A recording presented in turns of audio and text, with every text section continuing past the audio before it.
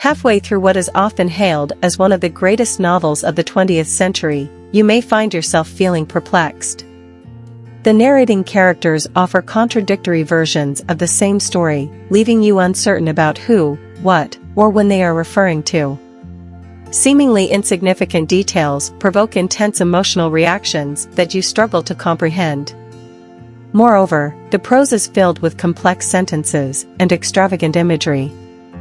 If you find yourself confused, take solace in the fact that you are on the right track.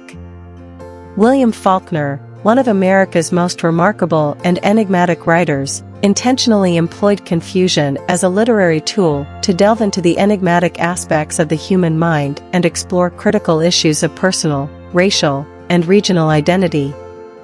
The result is a body of work that is shocking, innovative, often humorous, but above all, challenging. So, how can readers navigate the intricate web of Faulkner's literary creations? Many of his novels unfold in the fictional county of Yoknapatawpha, a fantastical reimagination of Lafayette County, Mississippi, where the author spent the majority of his life.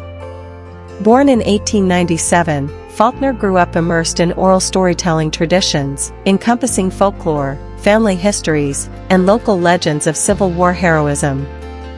However, these grandiose myths failed to align with the messy reality of the American South, which was deeply divided by racist Jim Crow laws and burdened by the legacies of slavery and colonial violence. All these tensions manifest vividly within Yoknapatawpha. Populated with a tapestry of horror, humor, and human tragedy, Faulkner's stories introduce a host of memorable characters, such as the rejected bride who shares a bed with her would-be husband's lifeless body, or the deceived sharecropper obsessively searching for imaginary coins. Initially appearing grotesquely absurd, these characters serve as reflections of Faulkner's preoccupation with how individuals process the past, what they stubbornly cling to, inadvertently forget, or willingly distort.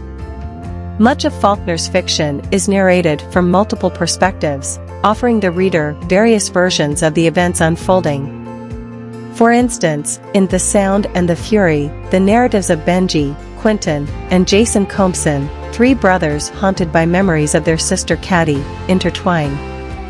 While one brother's narration sometimes fills gaps left by another, their accounts frequently contradict each other. To further complicate matters, Benji's narration shifts disjointedly between past and present without warning, while Quentin's section blurs fact and fantasy as it leaps backward in time from the day of his untimely death. Only the aggressive and money-driven Jason attempts to embrace the present, but even he is incessantly consumed by past resentments. Although following these narrative threads can be bewildering, Faulkner intends for the audience to share in the characters' disorientation.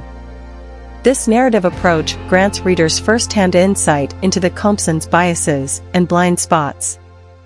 By portraying the characters' distortions of the past, which often parallel the larger denials of Southern history, Faulkner also delves into his own anxieties concerning the South. In his novel Light in August, for example, he purposefully introduces ambiguity regarding a character's racial origins, challenging the rigid Jim Crow policies of the time. In Absalom, townspeople remark that no one knew how a local landowner came into possession of his property, and that his house was seemingly constructed out of nothing. Such evasive language demonstrates the character's desperate attempts to conceal the region's intolerable history of genocide and slavery. Even when tackling weighty subjects, Faulkner captivates readers with his verbal acrobatics. One particularly bewildering sentence in Absalom spans a staggering 1,288 words. It features locals engaging in a heated discussion over violently colored candy, a cloudy swirl of chickens, and a hard-drinking planter who is likened to both a worn-out cannon and a showgirl. Faulkner's jokes, too, contribute to the overall confusion, as when Benji Compson conflates his sister Caddy with golf caddies. Reading Faulkner's works is rarely an easy endeavor, but the rewards are profound. He beckons readers to contemplate the unreliable nature of history and memory.